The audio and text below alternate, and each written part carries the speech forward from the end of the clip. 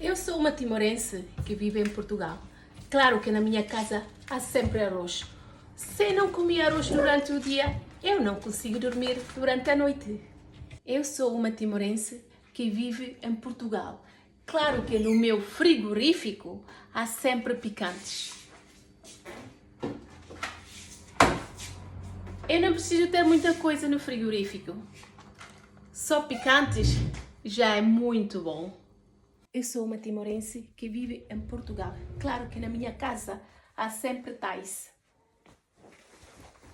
Este tais é para homem. Este tais é para mulher.